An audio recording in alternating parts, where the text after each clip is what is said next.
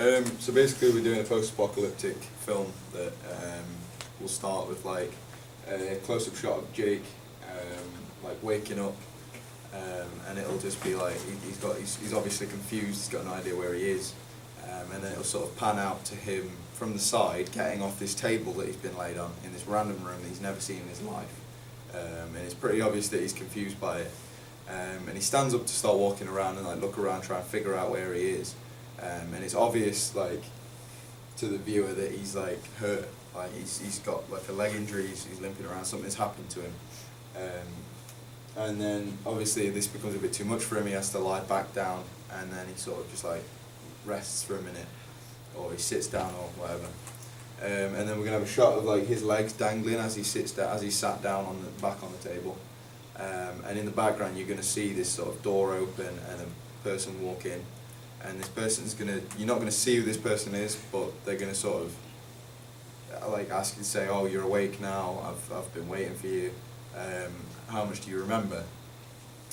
And then we're gonna get a close-up shot of Jake, like of his face, pretty much, and then it's either gonna like just flash white so that you can sort of explain to the audience that it's going into a flashback, or we're going to have it like so that it just zooms in onto his head and then comes back out or something, so it sort of goes black, then comes back and he's in a different location. But either way, we're going to have him like explaining how he remembers how the apocalypse happened, he remembers like how scared he was, how his family were, you know, like lost, and he's gonna like, it's like as in this flashback he's going to be waking up, he's going to be going about his day-to-day life in this post-apocalyptic world. And he's like in this sort of voiceover, he's going to be explaining how he's had to survive, he's had to try and find new places to stay every day so that he's out of any form of danger. He's been trying to find more survivors, and this flashback's going to show shots of him, you know, like walking around searching and whatever. And then he'll go on to explain that one full day he was feeling all day like different to the others, like he felt as if he was being followed that day. And then as he went to settle down that night, and like, you know, in wherever he was, this sense of being followed became greater and greater. And then from there, like he heard a rustling in the bushes, and then his memory is pretty much just blank from there. He doesn't remember anything else. And then it'll come back from this flashback, and it'll be another close-up of him, and it'll just be him saying, but who are you? Like asking who this random person is, and then the scene will just cut to black. There'll be like a hit of bass or something, so that it seems like, oh no, what's gone on, you know what I mean? And then the title screens will like come up or whatever, and then it'll be the title of the film, but that's obviously to be determined in that.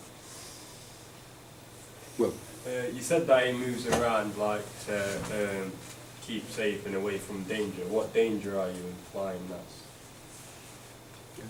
present? Questions, not me. What, you mean the actual... Yeah, what danger is he in? What danger could he be in? Like, you said that he moves around place to place to stay out of danger. What danger is present? Well, the apocalypse we're thinking was caused by some form of natural disaster, we're not sure. But like the world is pretty much like completely different. Like places are erupting and just randomly there's like random natural disasters going on all the time, and he's trying to find places to keep out of the way of these sort of things, you know what I mean? Yeah.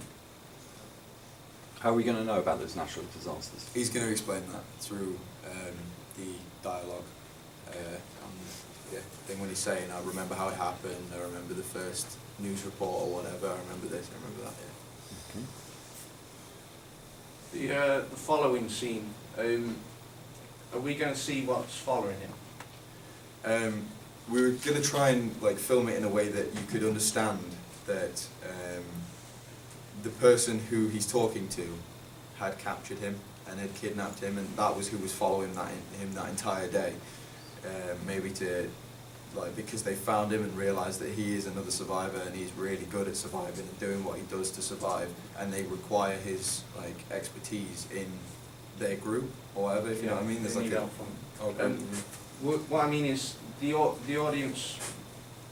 You need to kind of make it clear that because he knows, he feels he's being followed, but will you do stuff to make it clear to the audience that it might be?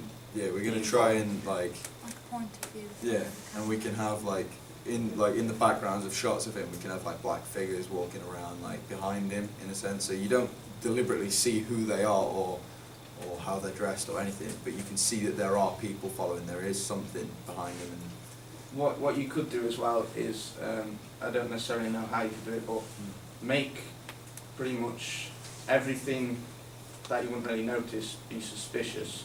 So, you know, like, if you were to hear like a rustling of leaves or whatever, even though it'd be perfectly normal, make it noticeable so that you would suspect it if you saw the figures first. So that way you think everything's suspicious. Deliberately make everything Yeah, so it suspicious. deliberately gives the audience as well, which something's happening there, he's being followed, you kind of pick up on the same kind of feeling as the character.